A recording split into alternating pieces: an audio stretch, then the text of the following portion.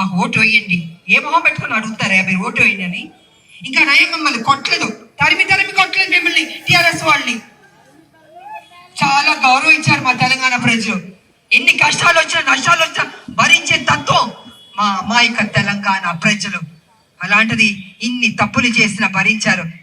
ఇది 10 ఏళ్ల క్రితమే 5 ఏళ్ల క్రితమే కేసీఆర్ గల్లా పట్టుకుని నీకు ఓటు వేసింది అభివృద్ధి చేయడానికి కానీ మొత్తం దోచుకోవడానికి కాదని అడిగుంటే ఈ రోజు ఈ పరిస్థితి ఉండేది కాదు. ఎందుకంటే కాంగ్రెస్ మాట ఇచ్చిందంటే కట్టుబడేది పార్టీ. కాంగ్రెస్ డిఎన్ఏలోని ఏముందని తెలుసా మీకు? D for democracy, democracy, N for national integration, జాతీయ సమైక్యత, and A for Ambedkar constitution. Democracy, Congress లో ప్రజాస్వామ్యం ఉంది, నియంత ఉండదు.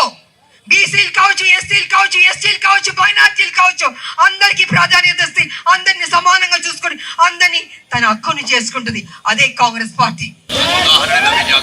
ఇవాళ ఆ బీసీ బిడ్డకి సీట్ ఇచ్చాం. ఇస్తే ఏమంటున్నాడు దొర కొడుకు ఏమంటున్నాడు? ఒక దొంగ, ఒక రౌడీ. ఇదా మీ సంస్కారం? మీకంటే దొంగలు ఎవరైనా ఉంటారా తెలంగాణలో? నాకైతే అర్థం కావట్లేదు. 420 మీ కుటుంబం, మీరు దొంగ ఉండి ఎదుటోళ్ళని దొంగ అంటున్నారు. అలా ఉంటుంది. అరే చదువుకున్న అబ్బాయి, యువకుడు, కష్టపడే తత్వం ఉంది, అన్ని చూసే పార్టీ బీసీ బిడ్డ అని ఇచ్చింది టికెట్. మరి అలాంటి బిడ్డని మీరు గెలిపించుకోవాల్సిన బాధ్యత మీకుంది. ఈ సమయంలో ఏదైనా పొరపాటు చేశారని అంటే నష్టపోయేది మీరు. కాంగ్రెస్ ప్రభుత్వం అధికారంలో ఉన్నప్పుడు మీకు ఏం పనులు కావాలో అడగండి. అరే తెలంగాణ మీది, కాంగ్రెస్ మీది, హక్కు ఉంది, మీకు అడిగే హక్కు ఉంది. మీరు అప్పుడప్పుడు మర్చిపోతారు, మేము అడగకూడదేమో, మాట్లాడకూడదేమో. అది ఏం లేదు, ప్రజాస్వామ్యం ఉంది, ఇక్కడ హక్కు ఉంది. తెలంగాణలో మన కాంగ్రెస్ ప్రభుత్వాన్ని తీసుకొచ్చింది మీరు, ఓటేసింది మీరు, గెలిపించింది మీరు, దీవించింది మీరు. కాంగ్రెస్ అలాంటిది. కాంగ్రెస్ ఇచ్చింది కాంగ్రెస్ కదా, ఎప్పుడన్నా మిమ్మల్ని మర్చిపోతుందా? అలాంటి పార్టీని మీరు హక్కులు చేర్చుకోవాలి, కాంగ్రెస్ని గెలిపించుకోవాలి, మీకు ఏం కావాలో చేయించుకోవాలి. అధికారంలో ఉంది కాబట్టి. అదే బీఆర్ఎస్ ఓటు వేస్తే ఏమవుతుంది? మళ్ళీ అపోజిషన్ లో ఉన్నారు, అంతకంటే ఏం జరగదు. కాబట్టి తెలివిని ఉపయోగించండి. ఆవేశం కాదు, తెలివి ఉపయోగిస్తారని నా కాంగ్రెస్ కార్యకర్తలు కావచ్చు, మా కాంగ్రెస్ లీడర్ కావచ్చు, తెలంగాణ బిడ్డలకు మేము చెప్తున్నాం. కాబట్టి ఆలోచించండి. తక్కువ సమయం ఉంది, మళ్ళీ కలుద్దాం. ఈ లోపు 11వ తారీఖు హస్తం గుర్తుకు ఓటేసి నవీన్ యాదవ్ని అత్యధిక మెజార్టీతో గెలిపించవలసిందిగా కోరుకుంటున్నాను.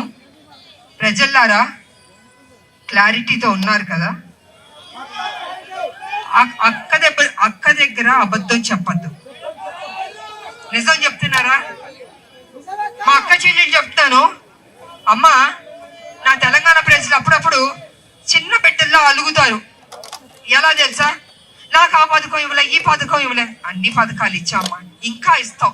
కాకపోతే ఇవాళ తెలంగాణ కేసీఆర్ చేసిన అప్పుల వల్ల నష్టపోయింది తెలంగాణ. అందుకే మెల్లిమెల్లిగా ఒక్కొక్కటిగా మీకు ఇద్దాం అనుకుంటాం, చేస్తాం. ఓపిక పట్టాలని. మా అక్క చెల్లెళ్ళకి మీకు ఎంత ఓపిక ఉంటుంది, అవునా కదా? కాబట్టి ఓపికతో ఉండండి, మంచి జరుగుతుంది. గెలిపించుకుని మీకేం కావాలో అడగండి. నువ్వు చేస్తావు కదా నవి? పక్కానా? మీకు నమ్మకం ఉందా? డౌట్ ఏం లేదు కదా? అదే అంటున్నారు, పవర్ లేనప్పుడే చేశాడు, పవర్ ఉన్నప్పుడు ఇంకెంత చేస్తాడని అంటున్నారు. కాబట్టి నవీన్ తను ప్రామిస్ చేస్తాడు, పక్కాగా చేస్తాడు. ఎంతవరకు వెళ్ళాలో అంతవరకు వెళ్ళి నిధులు తీసుకొచ్చి అన్నీ పెడతాడు. మిమ్మల్ని సంతోషింపు చేస్తాడని మీకు అందరు తెలియజేసుకుంటూ